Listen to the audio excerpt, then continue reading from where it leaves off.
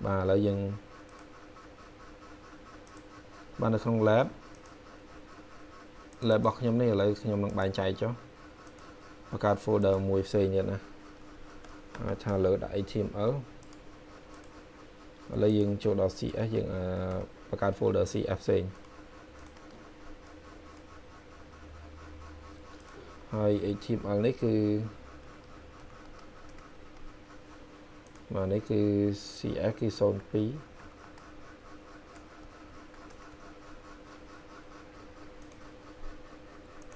bạn chẳng cứ check bao nhiêu cứ miền folder CS zone muối example.html và dương c html file nơiក្នុងនោះគឺយើងមាន h1 បាទ heading មួយទៀតគឺ p paragraph អញ្ចឹង paragraph ដូចខ្ញុំបានប្រាប់កាលពីលើកមុនគឺយើងមាន website ណា IP lorem sam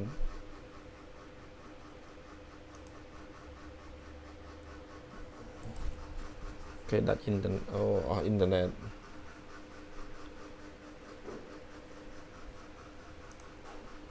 ok ní chẳng dương ai copy tịch nắng cứ dương vô từ pra nó về để dương thua websiteឲ្យ client របស់យើងគឺវាអត់មានបញ្ហាទេណាព្រោះវាជា dummy text បានន័យថាគ្រាន់តែជា sample text ទេបើយើងសរសេរខ្លួនឯងក៏បានដែរប៉ុន្តែនេះយើងមាន dummy text ពាក្យថា dummy បានន័យថាវាអត់មានន័យអីទេអញ្ចឹងយើងយកវាទៅប្រើគ្រាន់តែជា sample នៃការដាក់ paragraph ឬក៏ផ្សេងក៏បានដែរចឹងនៅក្នុងនេះអូខេខ្ញុំ enter នេះក៏អត់មានន័យដែរណាតើយើងដាក់ br នេះខ្ញុំ enter នេះគ្រាន់តែដើម្បីឲ្យគ្នាយើងងាយមើលណាបាទហ្នឹងគឺ paragraph របស់យើងឥឡូវយើង run អូខេនេះគឺជា paragraph ចឹងនៅក្នុងហ្នឹងយើងដាក់អីខ្លះ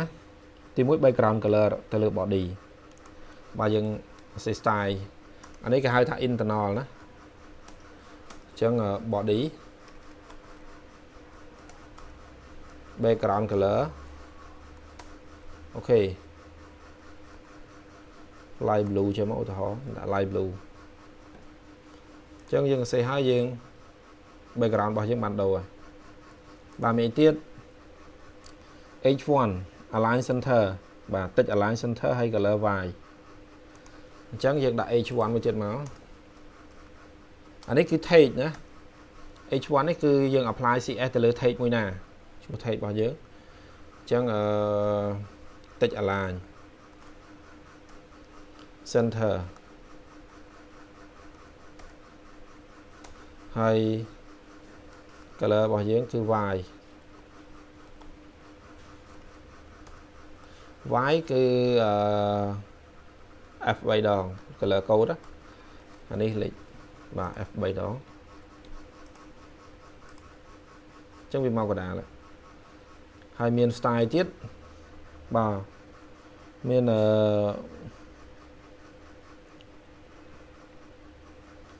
P បាទ size របស់យើង size របស់ paragraph font size ហើយនឹង font family ចឹងនៅក្នុងនេះគឺយើងដាក់ទៅលើ P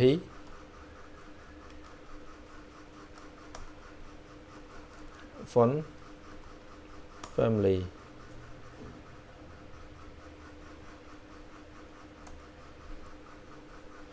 អានេះគឺយើងអាចដាក់តម្លៃមួយតែនឹងដាក់តម្លៃច្រើននេះអានេះគឺគេហៅថានេះដូច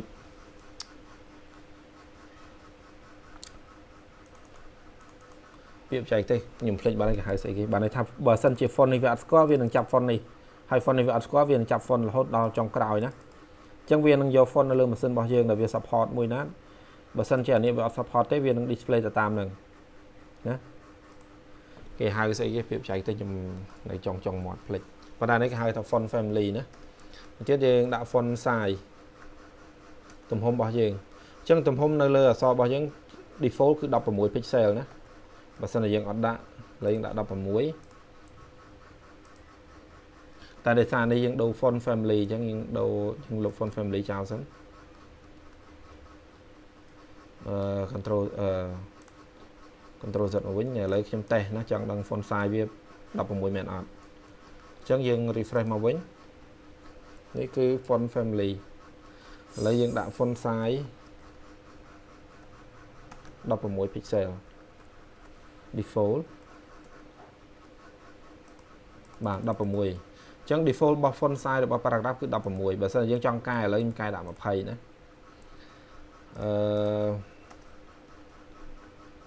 អានេះខ្ញុំដូរទៅជា20ចុះអានេះយើងអាច note យើងសេ comment ណា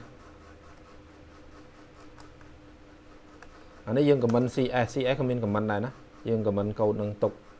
បានន័យថាយើង note ទុកសម្រាប់ខ្លួនឯងអញ្ចឹងអានេះគឺ default size នេះគ្រាន់តែដាក់យើងដាក់ដើម្បី note ខ្លួនឯងណាអញ្ចឹង font size របស់យើងដូរទៅជា20បាទនេះវាដូរហើយណាហើយ font ហ្នឹងគឺវាមើលទៅលើ font នៅក្នុងម៉ាស៊ីនកុំព្យូទ័រតែម្ដងណាបាទអូខេ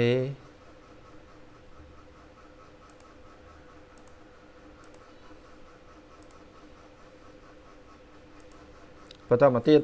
បាទនេះគឺ syntax នៃការសរសេរ CS អញ្ចឹងខាងដើមនេះដែលខ្ញុំបានសរសេរឲ្យគ្នាយើងមើលរាល់ដងគឺអាហ្នឹងគេហៅថា selector អញ្ចឹង selector របស់យើងបើកគ្នាមកនៅក្នុងគ្នារបស់យើងគឺជា declaration បានន័យថាវាមាន property ហើយនិង value អញ្ចឹងអានេះជា declaration មួយបានន័យថាវាគឺជា style មួយអានេះគឺ style មួយទៀតអញ្ចឹងវាបញ្ចប់ដោយ semicolon ណា style មួយបញ្ចប់ដោយ semicolon មួយហើយproperty value របស់វា separate ដោយសញ្ញាចុច2ណាបាទយើងចាំប៉ុណ្្នឹងទៅបាទយូរទៅយើងចាំហើយណានេះអញ្ចឹងជាទូទៅយើងសរសេរមួយ line នេះគឺមួយ declaration ឬក៏មួយ style ហើយមាន property មាន value របស់វាណាមាន property value ហើយអានេះជា style មួយទៀតដែរជាឧទាហរណ៍មួយទៀតទេនៅក្នុងនេះគឺគាត់បញ្យល់បញ្ជាក់បន្ថែមថាអា P នេះគឺ selector ហើយ color red បាទនេះគឺជាគេ color គឺជា property red ជា value បាទនេះ color ជា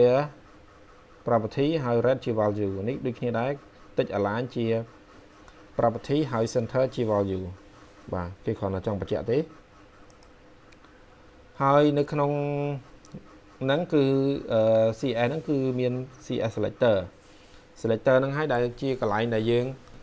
ត្រូវកំណត់ថាតើយើងចាប់យក element មួយណាដើម្បីយកទៅធ្វើ size គេដូចគ្នាយើងបានសួរអញ្ចឹងបើមាន table ច្រើនធ្វើម៉េចបាទចូលដល់កន្លែងហ្នឹងហើយអញ្ចឹងវាមាន selector ច្រើនតែនេះ simple selector គឺបាទ simple selector គឺយើងចាប់ tag បាទយើងចាប់ tag ID ឬក៏ class បាទហ្នឹង simple selector ហើយអ្វីដែលគេប្រើច្រើនជាងគេគឺអាហ្នឹងឯងព្រោះវាងាយស្រួលណាយើងអត់ត្រូវចាំបាច់អានេះយើងបើសិនតែយើងចេះក៏វាល្អដែរយើងចាំបានណាប៉ុន្តែអានេះវាតើយើងចាំរបៀបប្រើ tag ឬក៏ name ហ្នឹងហើយនឹង class ID ហ្នឹងឲ្យបានស្ទាត់សិនបានយើងទៅមើលអានេះវាយើងឆាប់ចាំចឹងនៅក្នុងនេះគឺ CS selector បាទនេះ selector របស់យើងគឺ paragraph គឺ P ណាហើយមួយទៀតគឺ ID class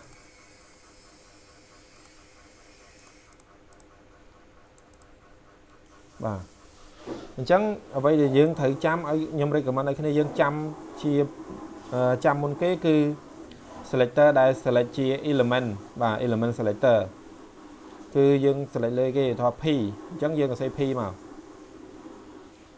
ហើយមួយទៀតគឺ ID បាទ ID ហើយបន្តមកទៀតគឺ class អូខេ អញ្ចឹង element selector យើងអាចមើលនៅក្នុងកូដរបស់យើងអា body h1p នេះគឺជា element selector ហើយណាបាទអញ្ចឹងខ្ញុំនឹងឧទាហរណ៍តាក់ទងជាមួយនឹង class selector ក៏ដូចជា id selector បាទឧទាហរណ៍ផ្សេងទៀត02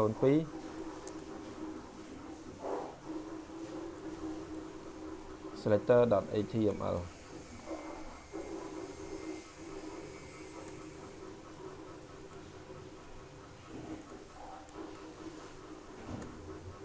បាទ h1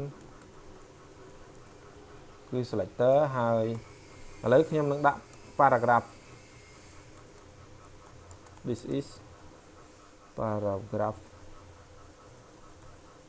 1ចឹងមកអូខេ2 3 4 5ចឹងមកឧទាហរណ៍អញ្ចឹងខ្ញុំនឹងបញ្យល់យើងត្រូវយល់អំពី class ហើយនឹង id សិន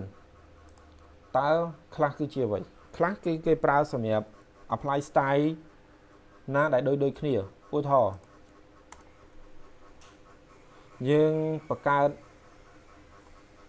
style ដដែលខ្ញុំនឹងបង្កើតដាក់ថា big font ឬក៏ដាក់ថា big បាទ dot big ណា class គឺប្រើ dot អញ្ចឹងនៅពេលដែលខ្ញុំប្រើ class គឺយើងមាន attribute ទៅលើ element របស់យើងដាក់ថា big ដូចគ្នាណានេះ class big តែ class នេះគឺវាអត់ទាន់គេអត់យើងដាក់អញ្ចឹងក៏វាអត់មានន័យដែរតើយើងសរសេរ style វាអញ្ចឹងឧទាហរណ៍ដាក់ថា font size ដាក់ថា 30 px ចេះមកណាអញ្ចឹងយើងឃើញ font របស់យើងអានេះអាពីរក្រោមនេះគឺធំអញ្ចឹង class គឺអាចប្រើបានច្រើនអាច element html អាចមានឈ្មោះ class ដូចគ្នាប៉ុន្តែ id មិនអាចដូចគ្នាទេ id គឺយើងប្រើ id ចេះឧទាហរណ៍នេះ p1 ហើយ id ហាមជាន់គ្នាណានៅក្នុង html គឺអាចជាន់គ្នាបានទេបើយើងដាក់ជាន់គ្នាក៏វាអត់ error ដែរវានៅតែ render ប៉ុន្តែគឺវាខុស standard ណា id p3 អញ្ចឹង id អាចជាន់គ្នាបានទេ class អាចជាន់គ្នាបានទៅលើ element នីមួយៗអញ្ចឹងឧទាហរណ៍ខ្ញុំដាក់ថា class.p1 id នៅក្នុង style គឺយើងដាក់ត្រង់ជោគណា p1 អញ្ចឹង p1 អានេះខ្ញុំដាក់ color អីគេអូខេខ្ញុំដាក់ថា color red ដល់ពេល p2 ខ្ញុំដាក់ color blue អូខេ p3 យើងដាក់ id ទៅវាផងណាដាក់សញ្ញានឹងសញ្ញា id p3 គឺ yellow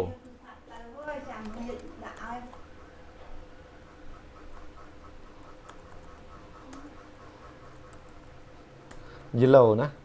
ញ្ចឹង id គឺយើងអត់អាចជាន់គ្នាបានទេហើយយើង apply style គឺយើង apply បែបនេះយើងដាក់ត្រង់ជ្រូកណាសញ្ញាត្រង់ជ្រូកយើងឬក៏យើងហៅថា sharp នេះគឺ dot ហើយឈ្មោះនេះគឺតំណាងឲ្យ class អញ្ចឹងយើងអាច refresh មើលបាទអញ្ចឹងគឺពណ៌របស់យើងដូរហើយមួយទៀតយើងអាច apply style ថាយើង apply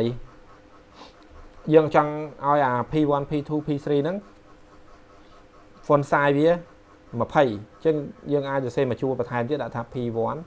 ទៅវាមួយ sharp p2 វាមួយទៀត sharp p3 ដាក់មក font size 20 px យើង refresh មកបាទអញ្ចឹងគឺវាធំនឹង3ណាហើយបើយើងចង់ឲ្យបាទអានេះគឺយើង apply បែបហ្នឹងណាអូខេអញ្ចឹងនេះគឺជាឧទាហរណ៍នៃការប្រើប្រាស់ selector ក៏ដូចជាឥឡូវបើឧទាហរណ៍យើងមាន p ផ្សេងមួយទៀតអានេះយើង apply ទៅលើ class ហើយ id ឯងអញ្ចឹង p យើងមាន selector p មួយទៀតហើយដាក់ថា